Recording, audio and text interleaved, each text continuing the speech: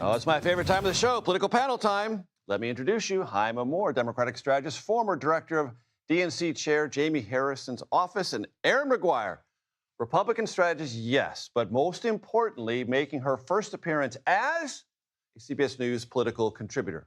Congratulations. Thank you very much. I'm very excited. So I pitched this before we went to break. So the iron rule here is if I pitch it at break, we start with it here. Abdul El-Sayed has a new ad. Here's the stinger of it at the end. It's 60 seconds. Here's the end of it. Watch.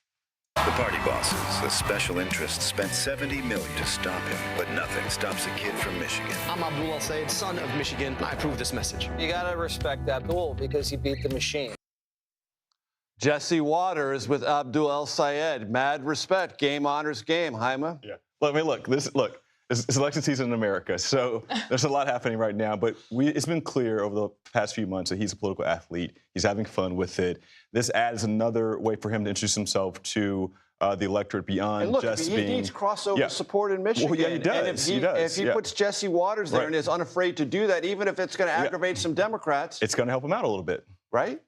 I don't know that it will help him out. I don't think that he's getting crossover voters that are Republicans or former Trump voters that are coming into the. I said he needed to try to find them. Yeah, I don't think Jesse Waters is his winning message either. It's his blue collar roots that's going to be his winning message. But really, he's got to bring in disaffected black voters, where he is vastly underperforming in Michigan with them as a core Democratic base. Before he even expands to swing voters and the opportunity there, he's got to shore up at home, and that's going to be a big issue for him, where Mike Rogers is running formidably, and that state is now leaning to the right more than people much more expected when this race started. There's been some immediate polling after the primary. We'll have to let it set in. But right now, Mike Rogers appears to have the inside lane. Yeah, I mean, Aaron's right. I think what he's got to do right now, and what we've seen him do over the last week, is reach out to black voters, reach out to the electorate. There were half of the voters on the Dem side who did not vote for him. And he's trying to make sure people know two things. One, he's more than just a progressive candidate.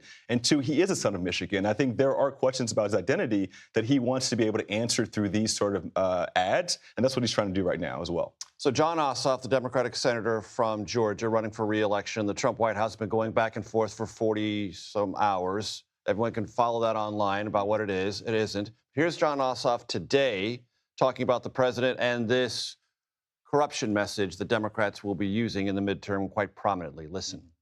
I don't think anything illustrates the times more aptly than that the draft-dodging crook president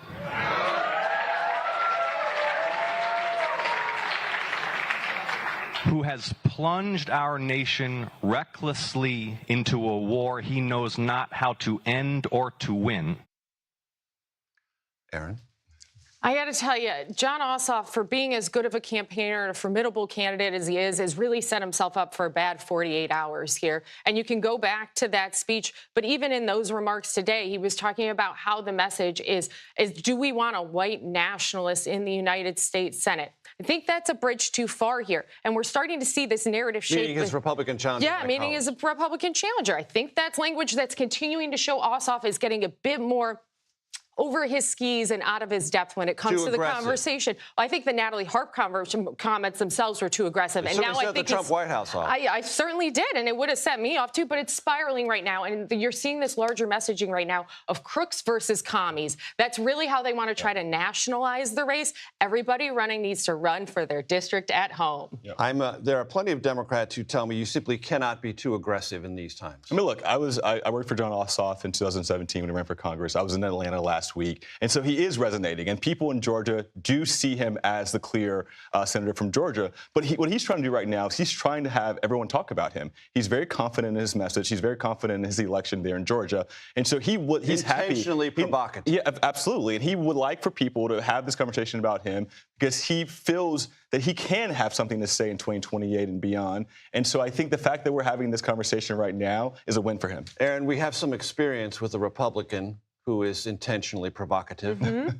The president of the United States. Yes, it worked for him. But for Ossoff, he tries to give a mentality that is not who he is. He is not this bombastic. He is a statesman. He is a call to a new generation of leader. And if I was the Republican running in Georgia right now, and you're seeing this new turn in tone from Ossoff, this is where you can start to show him to people to move a persuadable voter. Perceive there might be an opening. Yes, I see that come. now that his language is changing and he's becoming more inflammatory, now you can build the narrative that he's not what he seems. And I think what Jon is saying, what his team is saying, is he's meeting the moment. I think he's showing people that he's more than just this moderate that they've seen from Georgia, and he can be a fighter, and he can be someone that can stand up to Donald Trump in this moment that Democrats want to have a fighter. But I think you'll see him as he wins this election in November. He's going to probably pivot again and go back a little bit more broad in this messaging. There's always a pivot in politics. There's never not a pivot. Hyma Moore, Erin Maguire, again, welcome. Great to have you here.